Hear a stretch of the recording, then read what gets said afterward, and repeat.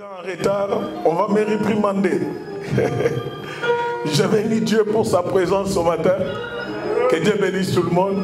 Sœur Déborah, que Dieu te bénisse. Je suis content de te voir tenir le micro, chanter pour le Seigneur. La dimension que tu chantes n'est pas la même dimension que tu avais commencé avant. Dieu va te faire monter des escaliers. Alors, dans toutes tes prières, Dieu me dit de te dire, te rassurer. N'aie pas peur. Ce qui était arrivé dans le passé n'arrivera pas dans le futur. Alléluia. Ce n'est pas mon rôle ce matin, mais l'Esprit est là pour parler. Mais laissez-moi un peu de temps de prêcher sur le Saint-Esprit que je demande sa faveur ce matin. Je bénis Dieu parce que nous sommes vus ce matin pour célébrer le Seigneur. Dieu est grand et il est fidèle. Amen. Lorsque je vous vois, je bénis Dieu. Parce que vous êtes encore vivant et vous serez encore vivant. La Bible dit, pourquoi veux-tu mourir avant ton âge? L'âge que tu as, Dieu ne te permet pas de mourir. L'âge que tu as, Dieu ne te permet pas de mourir. Que Corona soit ou pas, Dieu ne permettra pas que toi tu pars. À ta place, il y a des sorciers qui vont partir. À ta place, il y a des féticheurs qui partiront. À ta place, il y a des personnes qui font des incantations qui partiront. Car toi, tu es appelé à célébrer le Seigneur. Toi, tu es appelé de vivre Dieu. Vivez Dieu dans tous les domaines. Amen. Que Dieu bénisse tout un chacun et que Dieu te bénisse d'être venu. Je suis content de te voir. Sois béni. Alors ce matin, nous allons passer à un message très important. On ne sait pas combien de temps ça va nous prendre. Le modérateur a déjà tout fait. C'est-à-dire qu'on peut prêcher à l'aise. Amen. Amen. Que Dieu soit loué. J'ai béni Dieu parce que, à travers son serviteur, le pasteur Timothée, il nous accorde encore une grâce de parler devant vous. Si c'était notre connaissance, on n'allait pas faire quelque chose. Et d'habitude, je l'ai dit, que rester à côté d'un père spirituel, c'est bénéficier de la faveur. La grâce est sur lui et nous bénéficions aussi de cette grâce. Qu'il soit là ou pas, il faut savoir que même le départ d'Élie, il fallait que le manteau reste. Et Élisée était apte de suivre le manteau et le récupérer. Mais si toi tu viens parce que le pasteur est là, et quand il n'est pas là, tu n'es pas là, tu ne gagneras rien. Tu seras derrière le pasteur. C'est-à-dire, si nous, on vient même quand lui n'est pas là, on va gagner quelque chose devant le Seigneur. Amen. Alléluia. Amen. Ça, je te fortifie d'enlever un peu ces mentalités-là. Il n'est pas là ce matin, il est invité quelque part. Et il nous donne l'autorité de parler de la part de Dieu. Amen. Alors ce matin, nous allons partager un thème très important. Le thème de ce matin, c'est un autre géant plus que Goliath. Alléluia. Les gens pensent que Goliath était le géant le plus fort. Mais il y a un géant qui est plus que Goliath. Alléluia. Ce géant est plus que le diable. Ce géant est plus que la maladie. Ce géant est plus que les situations compliquées. Amen. Ce matin, je parle d'un géant qui est plus que Goliath. Goliath était un géant, une personne très très élancée, très très élevée, à une dimension très grande. Protocole. Et c'est un peu... Moi, je marche trop. Je risque de tomber là. Amen. Amen. Alors, j'ai dit un autre géant plus que Goliath. David, dans sa vie, il n'avait jamais croisé des géants. Mais le seul géant qu'il a croisé, c'était Goliath. Mais avant de croiser Goliath, il a expérimenté beaucoup de choses. Tant que berger, il a croisé des ours sur son chemin. Tant que berger, il a croisé de personnes qui veulent peut-être voler des brebis qu'il gardait. Mais le seul géant qu'il a dépassé, c'était Goliath. Mais après Goliath, il y a eu également un autre géant. Alléluia. Ce géant, Ces géants s'appellent la vengeance. Est-ce que tu m'as compris? Ils s'appellent comment? Est-ce que tu m'as compris? Ces géants s'appellent comment? Est-ce que tu peux dire à ton voisin?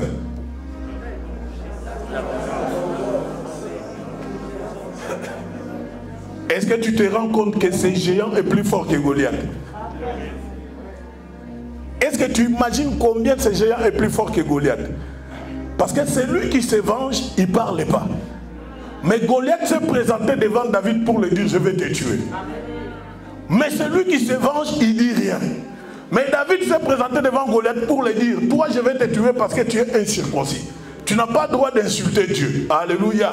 Mais celui qui sait vraiment se venger, il ne parle pas. Il ne donne pas les tactiques pour tuer son adversaire. C'est pourquoi j'intitule ce matin qu'un autre géant plus que Goliath. Ce géant s'appelle la vengeance. Beaucoup de chrétiens sont dans la vengeance, dans la vengeance timide. Il te regarde, mais il a besoin de te bouffer. Il te regarde, mais il a besoin de t'empoisonner. Parce que celui qui se venge, il sait toutes les tactiques possibles qu'il doit te tuer. Mais un enfant de Dieu n'est pas lié à la vengeance. Un enfant de Dieu, c'est celui qui comprend que non, tu m'as fait du mal, je te pardonne. Un enfant de Dieu, c'est celui qui réside dans la paix. Parce que la paix de Dieu, c'est notre force. Mais quand tu as l'esprit de vengeance en toi, tu as beaucoup de choses à faire. Tu ne mérites pas le royaume. Parce que Dieu dit, à moi la vengeance. À moi la rétribution. Celui qui se venge n'a pas laissé la place à Dieu. Alléluia. Moi, j'ai vu un autre géant, beaucoup plus redoutable que les lions. Ça, c'est moi avec David, lorsqu'on parlait en esprit. Il m'a dit, j'ai vu un autre géant qui était plus fort, plus que les lions que j'ai croisés, plus que Goliath que j'ai vu.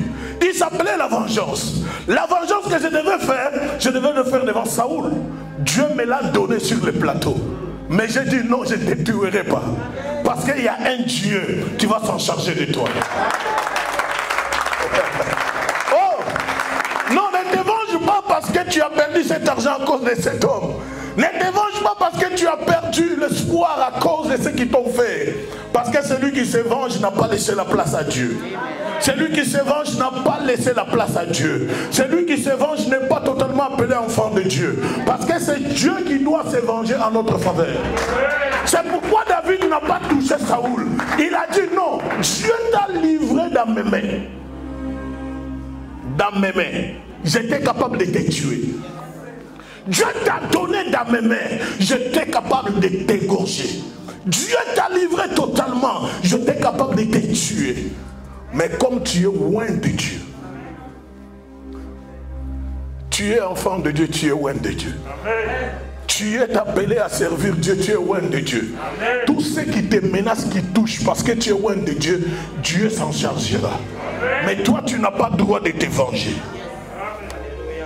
La vengeance ne paye pas. Est-ce que tu me comprends? Amen. Quand je parlais avec David, il me disait, écoute Hervé, je croisais l'ours. Et surtout Goliath, je l'ai vaincu. L'ours, je l'ai vaincu. Alléluia. Mais David m'a dit une chose, je ne me suis jamais vengé de Goliath. Est-ce que vous comprenez? Parce que David en lui, il avait l'onction royale. L'onction reçue de la part de Dieu. Pour gouverner le royaume. Il avait reçu l'onction sacerdotale pour exercer dans les sacerdoces. Dans David, il y avait l'onction prophétique pour parler de la part de Dieu. Quelqu'un qui parlait de la part de Dieu, quelqu'un qui a été menacé parce qu'un homme a été rejeté de la part de Dieu. Alors, comme tu veux devenir roi, Dieu commence déjà à l'introniser, à les préparer pour vivre de grandes choses. Mais devant David, il ne savait pas que non, Saoul avait besoin de lui. Saoul parlait avec ces gens, David est en train de menacer mon pouvoir. Beaucoup de gens parlent de toi, que tu menaces leur vie. Mais j'aimerais te dire, peut-être tu es innocent, tu es innocente. tout ce que tu as déjà entendu, cela ne doit pas te démoraliser. Cela ne doit pas te toucher. Parce que tu es appelé enfant de Dieu. Amen. Alléluia. Amen. Vous savez, Goliath est un géant physique et très élancé. Mais la vengeance est un géant à la fois. Écoute-moi très bien. Ça, c'est la conversation entre nous deux. David, moi et le Saint-Esprit. Il faut que tu puisses bien tirer l'attention. Parce que si tu rates ça, on va revenir dans la Bible pour quelques minutes. Il faut bien suivre. Goliath est un géant physique très élancé. Mais la vengeance est un géant à la fois spirituel, moral, émotionnel. Alléluia. Je le dis bien. Goliath est un géant physique très élancé, mais la vengeance est un géant à la fois spirituel, moral et émotionnel. Est-ce que vous comprenez? C'est ça le rôle que la vengeance joue dans la vie des chrétiens. Il vient te toucher au niveau spirituel. Tu deviens instable spirituellement. Il vient te toucher au niveau moral. Tu n'es pas capable de dominer les émotions. Alléluia. Il vient t'amener dans l'émotion totale. On te dit, tel l'a fait. Tu dis, ah, il a fait ça. Tu restes calme. Mais tu prépares un coup derrière. Alléluia. Mais un enfant de Dieu ne doit pas vivre dans ça. Plutôt, il doit comprendre que non, la vengeance, c'est un géant qu'on doit dominer par la prière et pardonner, oublier. Tu es chrétien, mais tu n'oublies jamais. Je vois beaucoup de chrétiens dire non, moi je te pardonne, mais j'oublie pas. Mais tu n'es pas encore enfant de Dieu. Parce que si Dieu nous a pardonné de nos fautes, lui, il ne nous rappelle pas de nos péchés, il ne nous rappelle pas comment on a avorté, il ne nous rappelle pas comment est-ce qu'on a volé dans des magasins, il ne nous rappelle pas combien de fois on a calomnié. Mais toi, pour pardonner, tu dis je te pardonne, mais j'oublie pas. Et si lui, Dieu a oublié, c'est-à-dire toi, tu as l'obligation d'oublier. Sinon, il va te sortir. Regarde combien de fois tu as vu monsieur qui était à l'hôpital là-bas. C'est quoi l'hôpital? Non, l'autre là qui vient de fermer. À Madeleine, il y avait un monsieur qui était mort là, qui tuait les enfants. Des roches, voilà. Il va te sortir le nom de ce monsieur-là. Il le met à côté, toi assis. Le diable est là. C'est des roches qui a tué. C'est toi qui es venu me voir. Est-ce que tu comprends? Dieu pouvait se venger de tout ce que nous faisons comme mal. Mais Dieu, par sa grâce, il nous pardonne.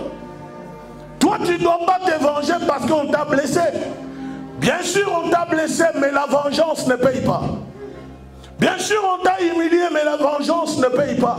La vengeance est un géant plus fort que l'homme ne peut pas dominer. Il faut que tu sois équipé pour dominer la vengeance.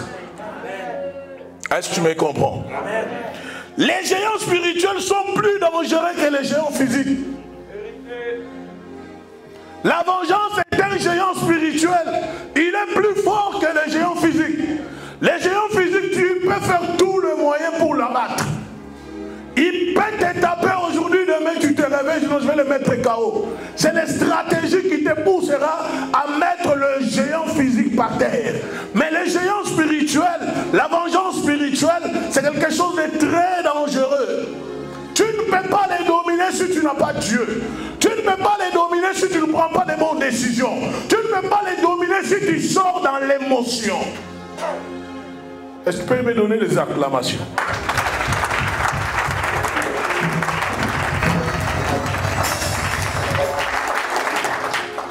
Je suis toujours dans la conversation.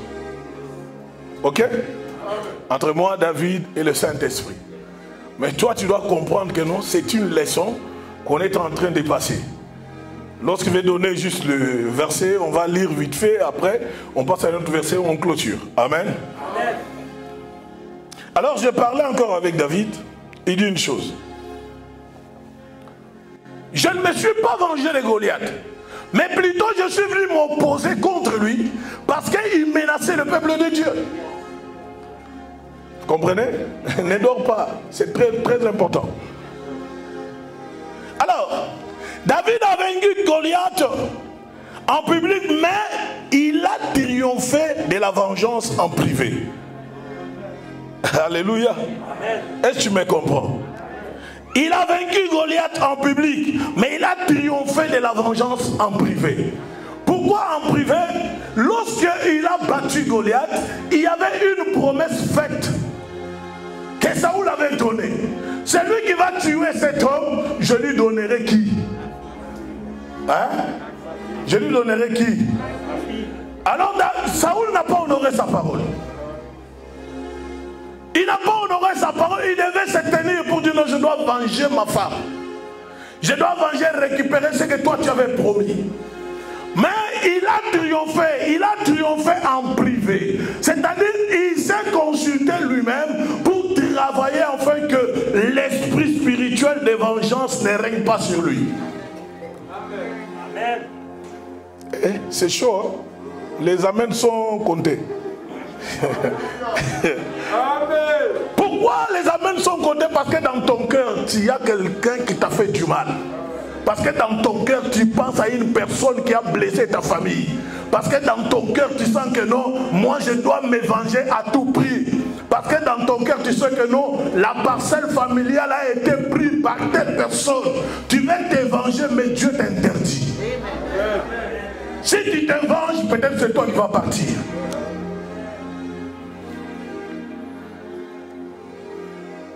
Les directs, on peut partager, on partage, c'est pour la gloire de Dieu. C'est bizarre, aujourd'hui on est... Amen. Est-ce que ça passe? Amen. Alors,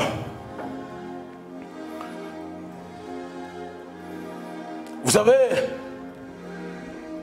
après avoir combattu Goliath, tu as la capacité de régner. Mais après avoir dominé la vengeance, tu as le moyen d'avoir les trophées de Dieu. Amen. On doit courir dans la Bible. 1 Samuel chapitre 24. J'aime bien ces passages. Les gens qui nous suivent en direct, écrivez avec nous. 1 Samuel chapitre 24, versets 1 à 12.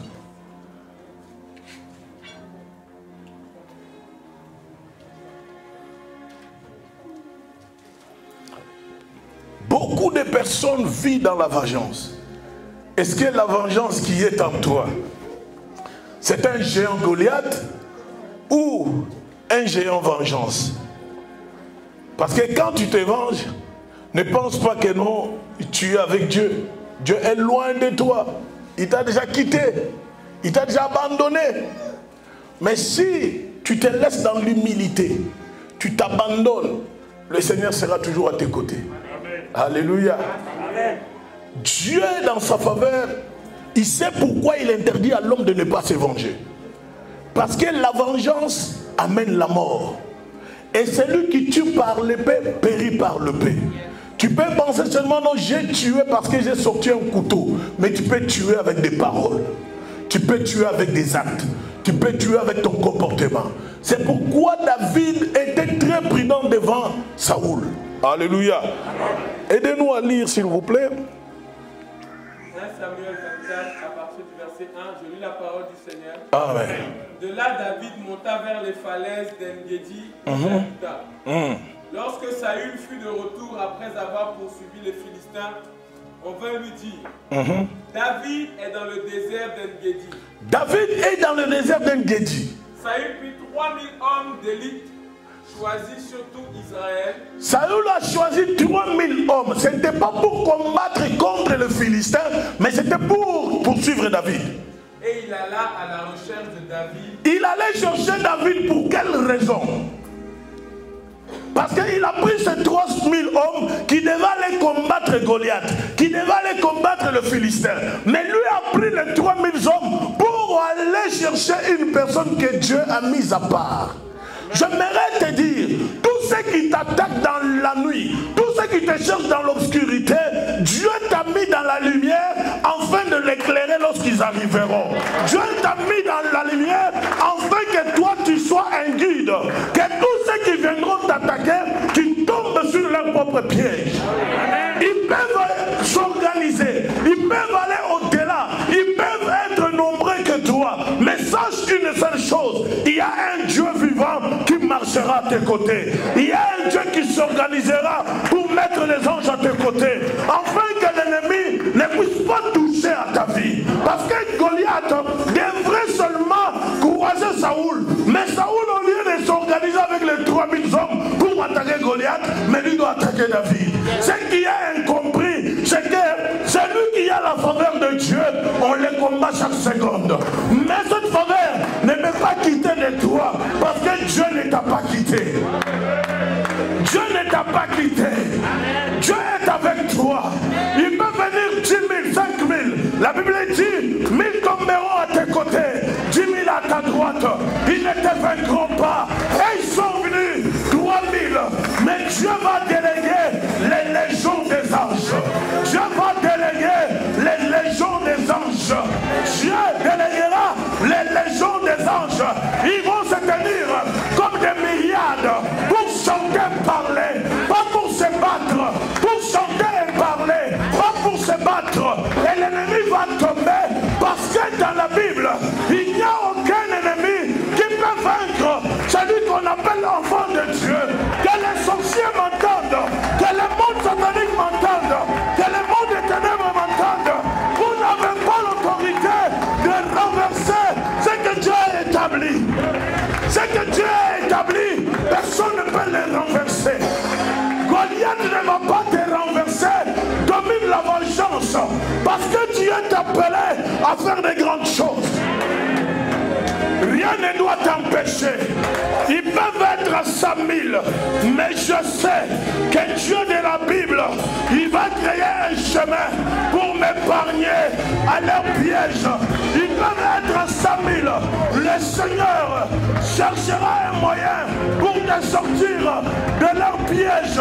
Même si tu te sens déjà abattu, tu te sens déjà dans l'oubli, tu te sens déjà abattu. J'aimerais te rassurer, ton sommeil est assuré par Dieu. Ton sommeil est caché par Dieu. Les sorciers peuvent s'organiser. Ils peuvent dépasser même 3000. Ils peuvent dépasser même 5000. Cette maladie sera vaincue.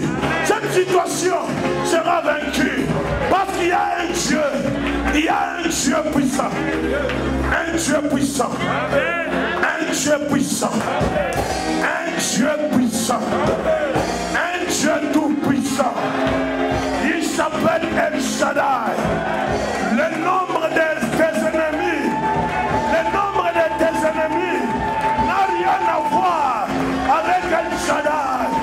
Le nombre de tes ennemis n'a rien à voir avec El Shaddai.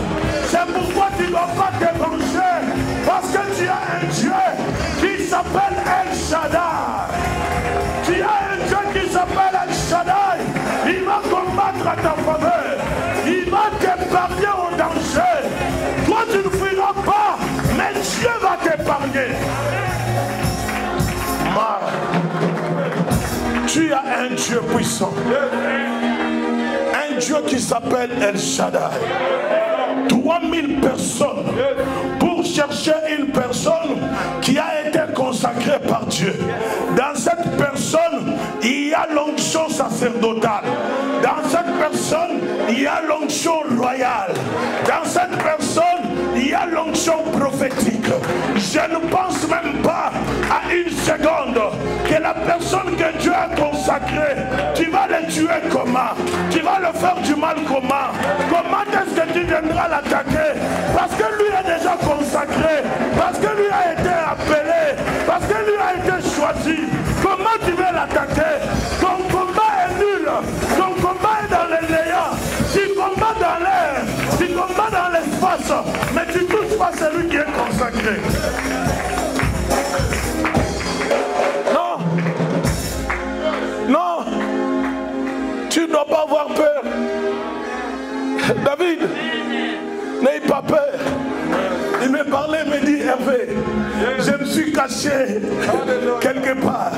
Là où je me suis caché, Saoul pensait qu'il va me tuer. Mais En arrivant, j'ai vu Saoul de mes propres yeux. J'ai dit, je te respecte parce que Dieu t'a oint. Dieu t'a choisi. Malgré le rejet de Saoul auprès de Dieu, David a reconnu que non, il avait une grâce. Ceux qui ne croient pas en toi, toi non plus ne le crois pas. Ce n'est pas un péché. Il ne croit pas en toi, ne le croit pas. Oh, il ne veut pas accepter ce que tu es, ne l'accepte pas. Ce n'est pas un péché. Mais s'il a l'huile sur lui, ne t'oppose pas. Humilie-toi, recule. Humilie-toi et recule, parce que l'huile combat les personnes qui veulent s'opposer à l'huile. Tu te combats à l'huile, l'huile va te poursuivre même dans ta maison. Tu t'opposes à l'huile, l'huile va te suivre même chez toi. Pourquoi? Parce que David a dit à Saoul, je te respecte parce que le Seigneur t'a oint. Une seule chose, Saoul a eu peur de le dire, j'ai peur de quitter le pouvoir, sinon tu vas pourchasser ma famille. Il a dit, je t'ai garanti, je ne vais pas suivre ta famille. Pourquoi il ne veut pas suivre sa famille? Parce qu'il ne fait pas la violence ni la vengeance. Parce qu'il y a un Dieu qui va se venger. Il y a un Dieu qui va se venger pour toi. Ils peuvent multiplier le nombre de gens. Ils peuvent multiplier le nombre de situations. Il y a un Dieu qui va se venger. Tu pleures, certes, oui, je suis d'accord avec toi. Les choses ne changent pas parce qu'il y a un sorcier qui domine, oui, je suis d'accord avec toi. Mais j'aimerais te rassurer, il y a un Dieu. Oh. Dis à ton voisin, il y a un Dieu. On continue. Verset 4. Il arriva à des parcs à brebis, qui étaient près du chemin. Là se trouvait une grotte. Là se trouvait une grotte. Où il entra pour satisfaire un besoin naturel. Il est allé pour se satisfaire, c'est David. David et ses hommes se trouvaient au fond de la grotte. David se trouvait au fond de la grotte. Les hommes de David lui dirent, écoutez, suivez très bien. Voici, le jour où l'Éternel te dit, je livre ton ennemi entre tes Attends, reprends la phrase. Voici, il faut bien lire la Bible. Le jour de l'Éternel. Voici le jour de l'Éternel. Je livre ton ennemi entre tes mains. Maman, enlève le masque s'il te plaît. Hey, j'entends même pas. Reprends, maman. Verset 5. Les 5 hommes de David lui disent, voici le jour. Voici le jour où l'Éternel te dit. Où l'Éternel te dit. Je livre ton ennemi. Je livre ton ennemi. Entre tes mains. Entre tes mains. Traite-le. Traite-le. Comme tu le jugeras propre. Comme tu le jugeras propre. Alléluia. Là, c'est Dieu qui parle à David. Je livre entre tes mains tes ennemis. Ceux qui combattent ta famille, il y a un Dieu qui livre tes ennemis. Je te livre cette personne entre tes mains. Traite-le comme ton cœur le veut. Traite-le comme tu as fait un choix. Tu as le choix de le tuer ou de le laisser en vie. Ça, c'est l'autorisation de Dieu. Quand on vous dit ne touchez pas à main, ouais. Vous êtes devenus des fanatiques. Et vous êtes devenus des suiveurs. Et vous êtes ceci. C'est pas moi qui l'ai dit, hein. C'est Dieu qui dit. Traite-le comme tu veux. Il parle à une personne qui est loin. Amen. Amen. Je vais livrer entre tes mains tes ennemis. Dieu est en train de nous garantir, tu ne dois pas te venger parce que lui, l'Éternel, va faire l'effort de livrer entre tes mains ceux qui te combattent. Alors c'est à toi de faire le choix. C'est à toi de choisir. Est-ce que veux-tu le tuer? Est-ce que veux-tu lui donner une chance de vivre encore sur cette terre? Parce qu'accorder une chance à un sorcier, il peut se repentir. Mais s'il ne se repent pas, et toi tu n'es pas fort dans la prière, il va te bouffer. Ah, moi je suis clair. Hein? Ne va pas me dire non, je vais. Tu peux bien parler en langue, mais si tu n'es pas fort dans les combats spirituels, fais ce que ta tête est demandée. Ta tête est demandée, c'est ta tête qui doit partir. Mais traite-les selon ce que toi tu veux. Qu'est-ce que toi tu veux pour tes ennemis? Il ne te demande pas de te venger, mais il te demande de traiter selon ce que toi tu veux. Tu veux quoi? Il y a un grand géant, plus que Goliath. Ce géant n'est pas un géant physique, mais un géant spirituel. Ces géants spirituels, on ne les traite pas dans le physique, mais on les traite dans le spirituel. Amen. Celle que tu dois dominer, c'est que le géant physique qui est la vengeance ne s'impose pas dans ta vie. Parce que s'il s'impose en toi, il te donne l'autorité de faire le mal. Tu es là aujourd'hui dans ton cœur, il y a un problème qui te pousse à te venger. J'aimerais te dire stop. Dieu te donne la possibilité. Il te donne le moyen. Il te donne l'occasion de livrer tes ennemis entre tes mains. Te les dire, choisis ce que tu dois faire avec. On continue. David se leva et coupa doucement le pan du manteau de Saül. Ah, Dieu a déjà livré Saül dans les mains de David. David avait la capacité de le tuer. Mais ce qui empêche David de tuer Saül, c'est l'huile. Yes.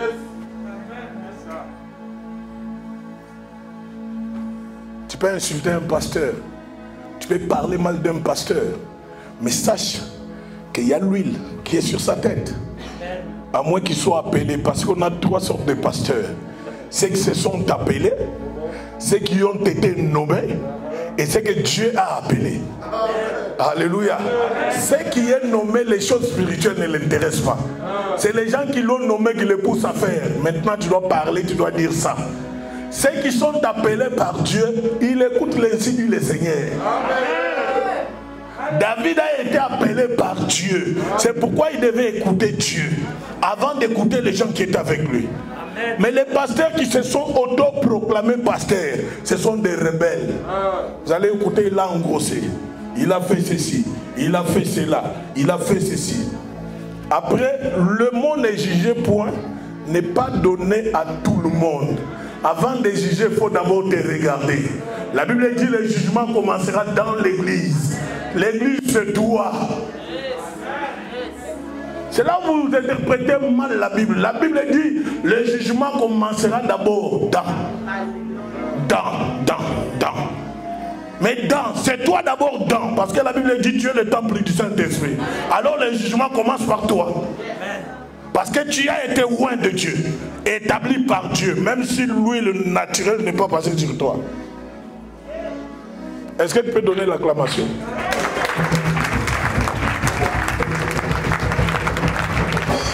Est-ce que ça passe ce matin? Le message est en train de passer.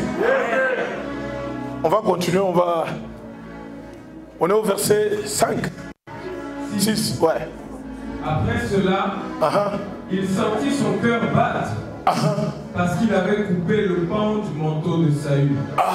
Il dit à ses hommes que l'Éternel me garde de commettre une telle action sur mon Seigneur. Celui que l'Éternel a désigné par onction. Oh yes, stop-toi là-bas, s'il te plaît. Après avoir croisé Saül, la Bible dit il a coupé le pas de son vêtement. Comme une preuve.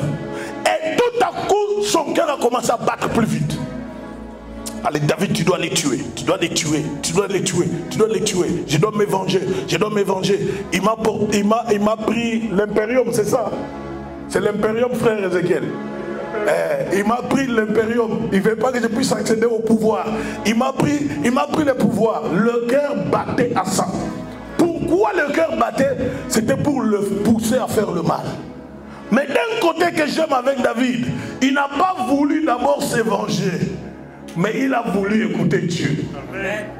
Écoute Dieu avant de parler. Amen. Écoute Dieu avant d'agir dans le mal. Amen. Écoute Dieu avant de faire quoi que ce soit. Amen.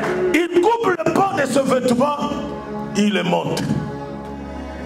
Je n'ai pas l'autorité. Il y a une phrase que tu dois reprendre là. Que l'Éternel me garde. Que l'Éternel me garde de commettre une telle action. De commettre une telle action. Contre mon Seigneur. Contre mon Seigneur. Celui que l'Éternel. Celui que l'Éternel a désigné par onction. Alléluia. Amen. Il a refusé de tuer Saoul parce que c'était le choix de l'Éternel que Dieu a choisi. Il a mis l'onction, l'huile sur lui, et il a refusé de le tuer. Mais si vous lisez dans la Bible, pour que Saoul succède sur la tête royale d'Israël, il y a eu une chose. Une seule chose, c'est le peuple qui ont réclamé auprès de Dieu. Alléluia. Mais en Israël, pour devenir roi, tu dois être de la tribu de Juda. Mais Saoul ne faisait pas partie de la tribu de Juda. Pourquoi? Parce que le descendant de la tribu de Juda, il ne pouvait pas accéder au trône royal à cause de l'inceste. L'inceste de Juda, Dieu avait banni Juda sur la royauté. Alors le peuple réclame qu'il faut un roi. Dieu a compris le pleur. Quand tu pleures, Dieu comprend. Quand tu parles, Dieu t'entend. Ce peuple-là réclamait un roi à la tête d'Israël. Alors Dieu leur répond: vous avez choisi qui? Ils ont présenté Saoul. Et Dieu a accepté de mettre l'huile sur la tête de Saoul. Et David reconnaît cela comme symbole prophétique de la part de Dieu. Parce que tous ceux qui portent le symbole prophétique de Dieu, on ne peut pas les toucher. On ne peut pas les menacer. Parce que celui qui a le symbole de Dieu, il fait partie du royaume de Dieu. Ton frère fait partir du royaume de Dieu. Ta soeur fait partir du royaume de Dieu. Ça ne sert à rien de les combattre. Combat l'ennemi qui est la vengeance. Il dit, non, il est mon Seigneur, mon maître. Pourquoi il a traité de son Seigneur? Parce que l'autre fois, il faudrait que David ait joué de la musique dans la maison royale pour faire calmer les esprits qui étaient en Saoul. Pourquoi il a reconnu la royauté de Saoul? Parce qu'à un moment donné, Saoul parlait de la part de Dieu. Dieu m'a dit, Dieu m'a parlé. Mais il faut considérer ce qu'il t'a donné auparavant. C'est cela qui pousse que David ne pouvait pas se venger. Parce que Dieu avait établi un homme, avait établi un roi qui s'appelait Saoul. Amen. Alléluia. Amen. Mais le même Dieu a permis qu'il puisse lui donner Saoul sur le plateau afin de les tuer. C'est à toi de faire le choix. Alléluia. Amen. Dis à ton voisin, c'est à toi de faire le choix. C'est quel choix que tu vas faire? Tu vas faire quel choix? Alléluia. Et ce qui m'étonne encore, au lieu de tuer Saoul, il dit non, c'est mon maître. Lui, il a écoulé sur lui. Dieu l'a oint d'onction. Alléluia. Amen. Beaucoup ont tué leurs frères. Beaucoup ont tué beaucoup de pasteurs. Beaucoup ont accusé leurs frères à tort. Parce que vous n'avez pas la vérité. Amen. Amen. Celui que tu menaces là, tu oublies qu'il est enfant de Dieu. Celui que tu tortures là, tu oublies qu'il est enfant de Dieu. Celui que tu veux faire du mal là, tu as oublié qu'il est enfant de Dieu. Ce que j'aimerais t'interdire ce matin, c'est de ne plus faire le mal à la personne que Dieu a établie. Établir une personne, ce n'est pas prendre le micro, chanter, prêcher. Établir une personne, ce n'est pas intercéder. Mais dès que tu es sorti sur cette terre, Dieu avait déjà l'œil sur toi. Oh, acclame très bien. On ne fait pas la rediffusion, on est en direct. Oh, vous acclamez, c'est comme si vous étiez en retard. Non, on est en direct, on est face à face.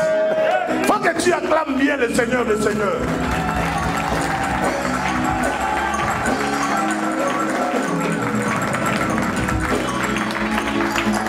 Ah, Dieu est merveilleux. Maman, on continue parce qu'on doit finir.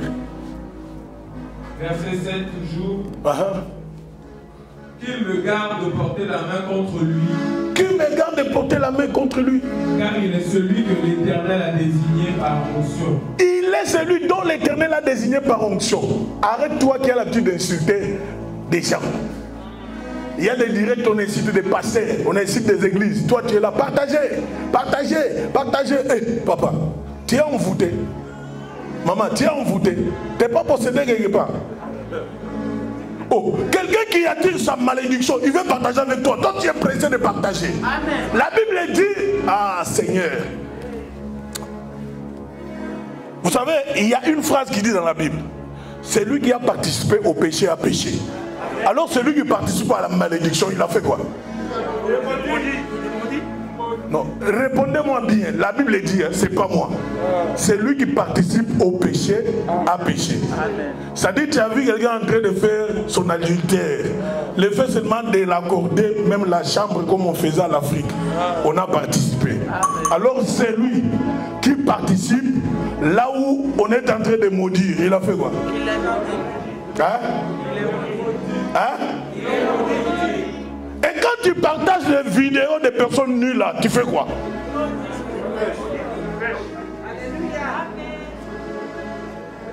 Quand tu es en train de détruire une vie d'une personne parce qu'elle est à moitié nue, tu partages avec facilité. Tu vois quoi?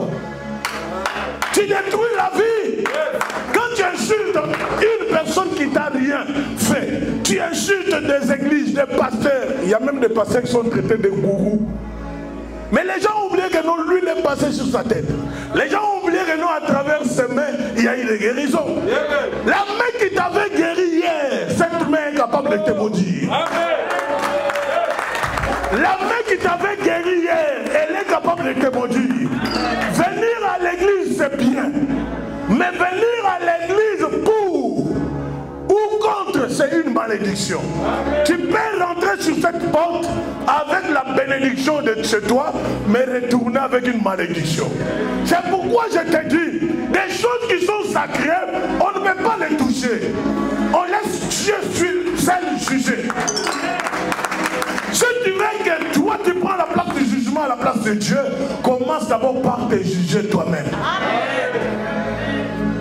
Peut-être que tu es dans un mariage où tu as pris le mari d'autrui. Est-ce que tu peux commencer à te juger que je vais abandonner le mari d'autrui? Peut-être que tu es dans un mariage où tu as pris la femme d'autrui. Et tu peux abandonner et dire non, j'abandonne, ce n'est pas ma femme. Peut-être que tu es dans un mariage où tu es encore voleur. Est-ce que tu peux commencer à te juger? Non. Comme j'ai été consacré, je dois abandonner le vol. Alléluia. Oh. Donne-moi un grand amen. Je ne vais pas blesser personne, je vais juste parler de la part du Saint-Esprit. La prédication n'est pas une blessure, n'est pas un couteau. C'est juste que non, elle est le couteau à double tranchant. Si tu te retrouves dans le mal, sors du mal. Tu es dans le péché, quitte le péché. Tu es dans la vengeance, quitte la vengeance. Je n'aime pas les gens qui se vengent.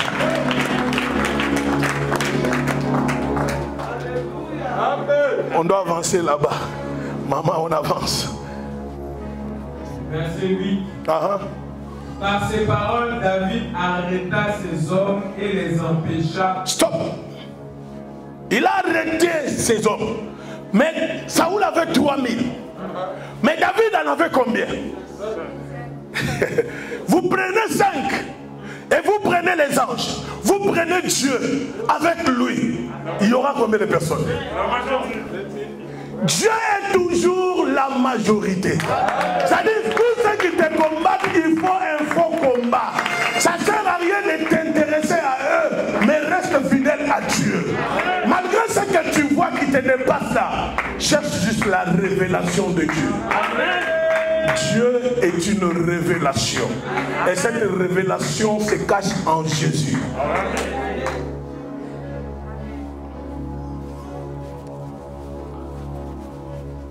On avance. Saül se leva pour sortir de la grotte et continua son chemin. Peu après, David se leva et sortit de la grotte. Il se mit alors à crier vers Saül.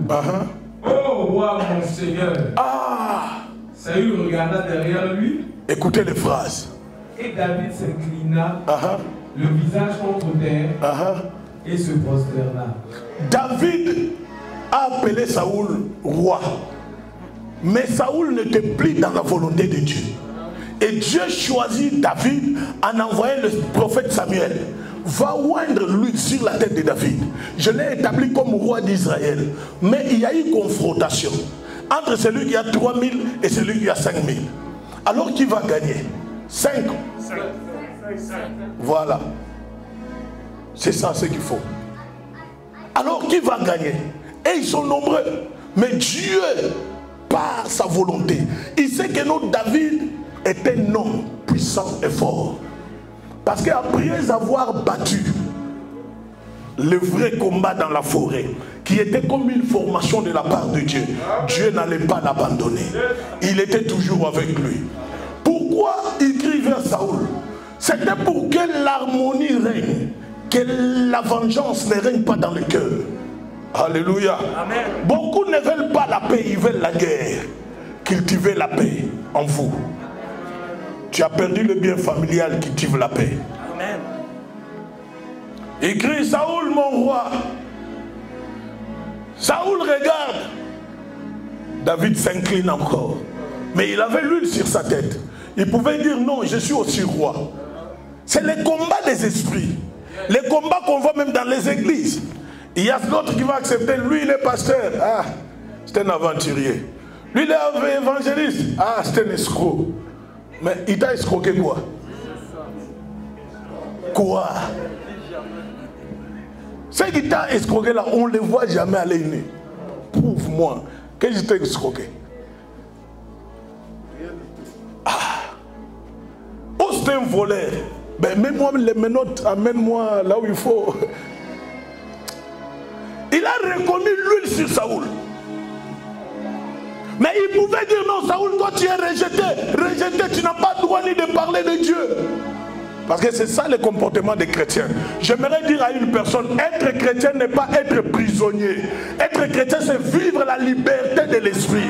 La Bible est claire. Tu es chrétien, vis la liberté de l'esprit. Tu n'es pas prisonnier de la religion. Oh! Être bon chrétien, c'est l'amour qui doit dominer en toi. Tu as plus les titres de religieux, mais pas les titres d'enfant de Dieu. On y va. David dit à Saül. Il est dit à Saül. Verset 10. Ouais.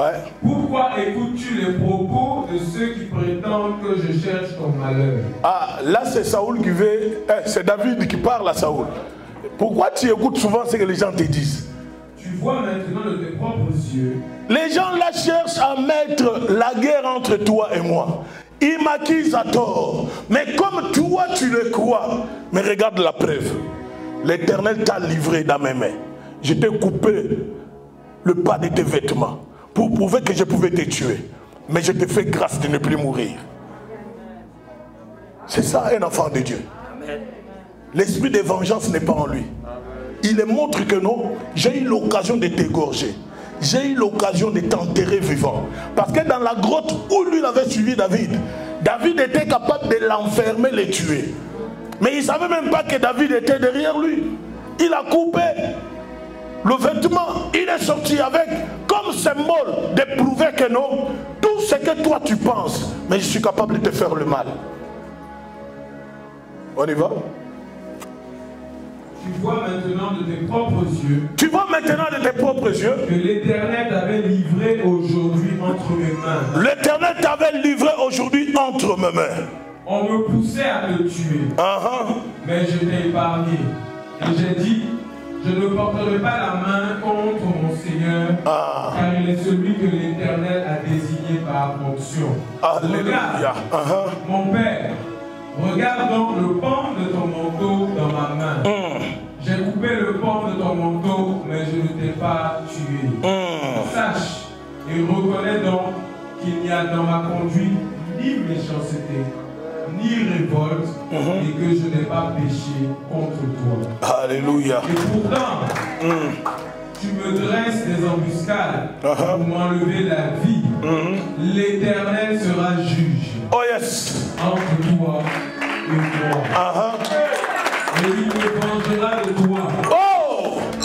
Mais je ne porterai pas la main contre toi. L'Éternel sera juste entre toi et moi. L'Éternel va se venger à ma faveur. Parce que toi, tu me cherches à me tuer. Mais moi, je ne lèverai pas ma main pour te tuer. Parce que le Seigneur, il va se venger à ma faveur. Dieu va se venger à ta faveur. Tu n'as pas besoin de lever ta main pour tuer les gens. Pourquoi je le dis comme ça? David a vaincu Goliath. Pourquoi? Parce que Goliath insultait le peuple de Dieu. Un peuple établi. Et à cette époque, Saoul était là. Il n'a pas vengé le peuple d'Israël.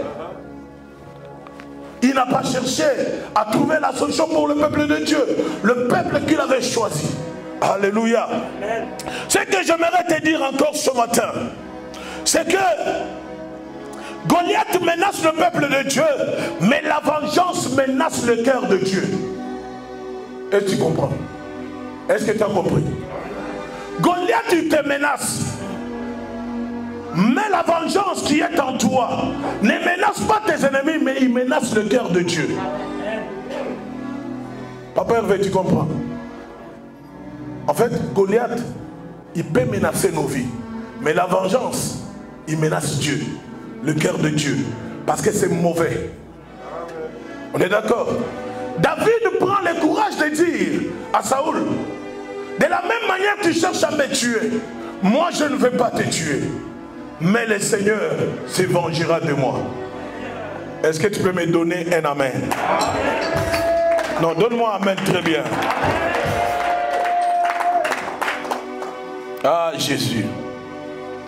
Vous savez, Saoul peut vous empêcher d'accéder dans votre trône. Goliath peut également vous empêcher d'accéder dans votre trône. Mais ce qui est important, c'est que la vengeance va vous plonger dans l'insécurité toute votre vie. Est-ce que tu me comprends? Saoul peut vous empêcher d'accéder sur le trône. Goliath peut être là vous empêcher d'accéder à ce que Dieu a dit. Mais la vengeance va vous plonger dans l'insécurité. Pourquoi? Parce que tu vas commencer à te méfier de tout. Parce qu'il y a la vengeance en toi. Amen. Amen. Mon ami, j'aimerais te dire une chose. Mieux vaut la paix sans trône que le trône avec vengeance. Mieux vaut la paix sans trône que le trône avec vengeance. C'est pourquoi David dit, non, moi je ne me vengerai pas de toi, mais l'Éternel se vengera. À cause de tout ce qui te menace, le Seigneur se vengera. Dieu va se venger contre tout ce qui dérange ta vie. L'Éternel est capable de s'élever, se venger contre tous les sorciers. Je les vois ce matin, ils sont là. Je les vois ce matin, ils sont là, avec leur Bible. Je le vois ce matin, je le regarde dans les yeux, je le vois, je sais qui est qui, je sais qui est envoyé. Mais moi, je ne me venge pas contre vous.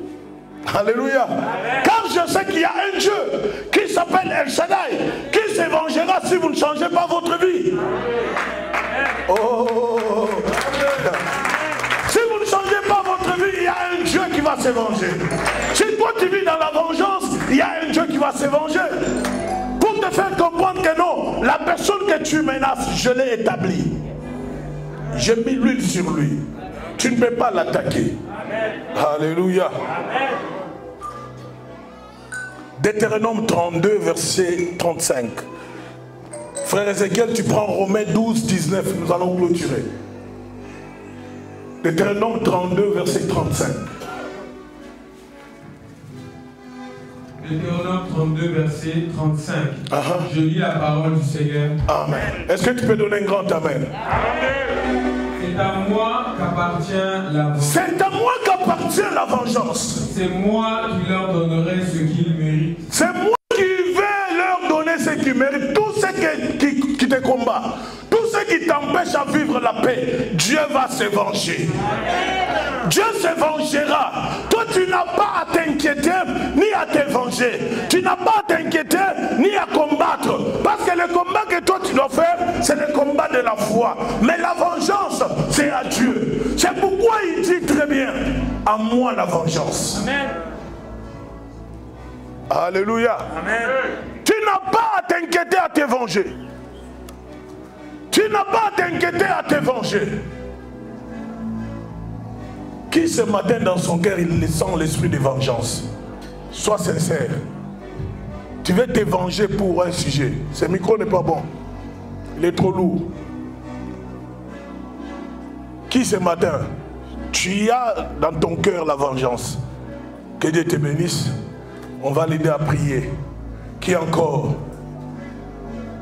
Qui encore? Que Dieu te bénisse. Lève-toi, maman. Que Dieu vous bénisse. Il y a beaucoup de gens qui ont... Il y a beaucoup de gens dont leur cœur est blessé. Il y a beaucoup de gens qui ont connu des problèmes familiales, qui les ont emmenés dans la vengeance.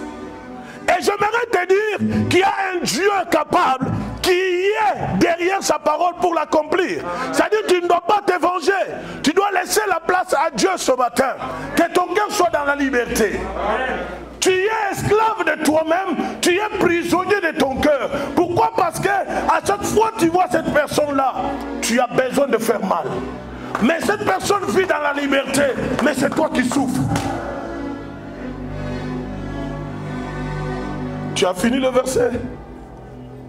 Restez debout. N'ayez pas honte de personne. La Bible dit, celui qui a honte de moi, j'aurai aussi honte de lui. Amen. Vous, vous êtes bénis parce que votre cœur doit être libre. Amen. Vous marchez, mais vous n'êtes pas libre parce que dans votre cœur, il y a une prison. Cette prison, vous n'avez pas fermé les gens là, mais vous vous êtes enfermé vous-même. Parce que ces gens se baladent librement, mais vous, vous êtes en train de souffrir. C'est vos cœurs qui souffrent. Ouais. C'est à moi leur donnerai ce qu'ils méritent. C'est à moi qui les donnerai ce qu'ils méritent. Dieu va donner ce qu'ils méritent à ces gens-là. Quand leur pied trébuchera. Quand leur pied trébuchera, quand ils vont trébucher, Dieu donnera ce qu'il faut. Alléluia. Amen. Ce sont tes ennemis spirituels, mais physiquement, ce ne sont pas tes ennemis. Tu es esclave de cette situation parce que tu te vois. Tu vois la personne marcher sur clé. Et ton cœur n'est pas à l'aise. Tu es allé même plus loin de prier, Seigneur, il faut tuer telle personne. Non, Dieu ne veut pas ça. Laisse Dieu lui-même agir. Restez debout parce que vos cœurs sont libres. Frère Ézéchiel. Romains 12, 17, j'ai lu au nom de Jésus. Amen. Ne rendez à personne le mal pour le mal. Ne rendez à personne le mal pour le mal. Recherchez ce qui est bien devant tous les hommes. Recherchez ce qui est bien devant tous les hommes. Alléluia. Amen. Ne rendez pas le mal pour le mal. Saoul a fait du mal à David. Même toi, si tu étais à ma place ou à la place de David, tu allais directement comprendre que non, je dois tuer Saoul. Mais il a dit non, c'est Dieu qui va me venger. Amen. Alléluia. Amen. La vengeance n'est pas de Dieu. C'est un grand géant qui est spirituel, que l'homme physique ne peut pas combattre. Si ce matin, vous vous êtes tenu debout, parce que vous n'êtes pas en mesure de dominer cela, cela vous domine. Alléluia. Amen. Vous ne devez pas venger, comme la Bible dit dans Deutéronome. À moi seule la vengeance. Et la Bible dit, à moi la rétribution. C'est-à-dire là où toi tu n'étais pas capable, laisse Dieu agir. Ça ne sert à rien de demander la mort à une personne qui vous a ravi le bien. Dieu est capable de les tuer. Si tu es encore là, tu veux te venger sur une situation, lève-toi, nous allons prier. N'ayez pas honte, lève-toi, c'est simple. C'est ton cœur qui sera dans la liberté. Oui. Pasteur, pour moi, quand quelqu'un me fait quelque chose de mal, je ne cherche pas à me venger, mais je m'éclipse. Ça c'est... Donc je crois que je dois me lever aussi, non? Ça, je l'évite. Éviter, ce n'est pas faire la vengeance. La vengeance, c'est le répond. Le mal pour le mal. C'est-à-dire, comme tu y as tué dans la famille, je dois aussi chercher à t'éliminer. Asseyez-vous. Ouais. Moi, je viens d'arriver ici. Oui. Que les gens avec moi. Ouais. Dieu m'a révélé qu'ils ont planifié pour m'exécuter en France. Et ils sont tous levés contre moi. Et puis, c'est aujourd'hui la première fois que je viens ici. Je viens à Saint-Martin. Il y a une soeur qui s'appelle Cynthia en Guadeloupe qui m'envoie, qui m'a dit Pasteur Timothée, dans cette église, tu vas être béni. Et ce matin, on était en retard. J'ai dit à mon mari, c'est la première fois moi je prie cette route à Orléans. J'avais la montagne. Mais mon frère me traite de puissant, des gros mots. Et puis, ils sont tous levés contre moi. J'ai personne dans le pays. Je connais rien du tout. C'est comme si c'était le noir. C'est comme si dans mon cœur, le monsieur qui m'avait hébergé chez lui, il a essayé de me violer. Alors, puisque j'ai dit la vérité, il est en train d'envoyer mon nom partout pour me salir. Alors, dans mon cœur, j'ai dit, c'est la première fois que je ne vais jamais pardonner à quelqu'un. Il faut qu'il faut pas être distrait. Et c'est la première fois depuis que je suis chrétienne, 22 ans, j'ai choisi à ne pas pardonner quelqu'un. Dieu a permis que je vienne ici. Est-ce que vous écoutez?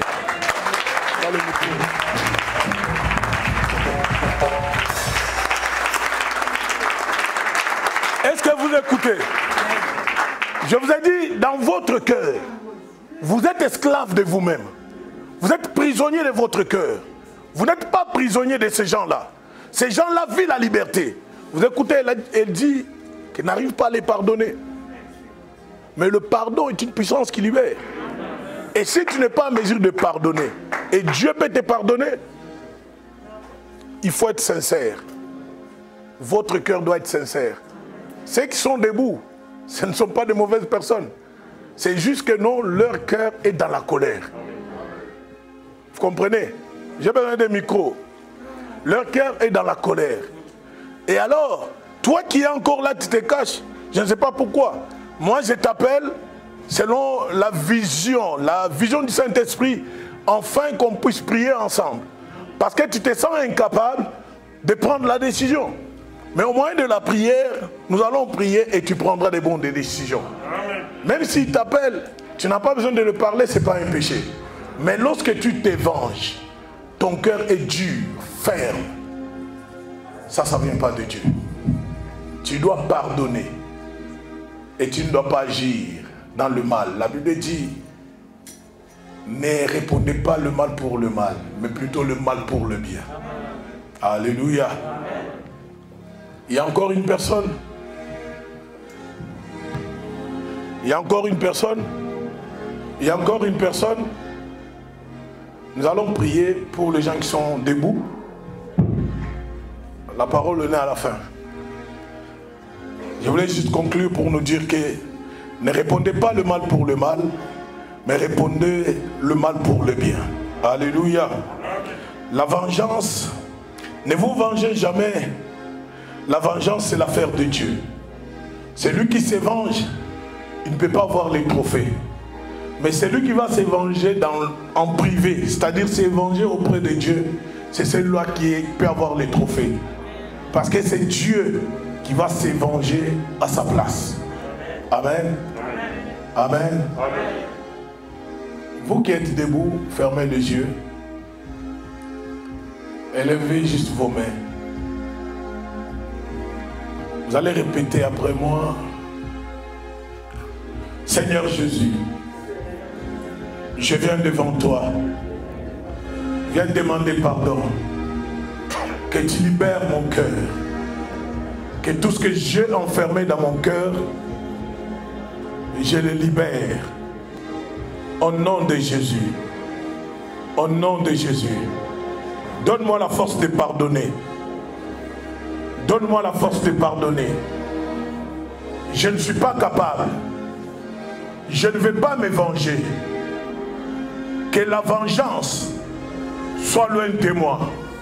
Au nom de Jésus. Au nom de Jésus. Fermez les yeux. Tous ceux qui sont assis, on peut se tenir debout. Se tient debout.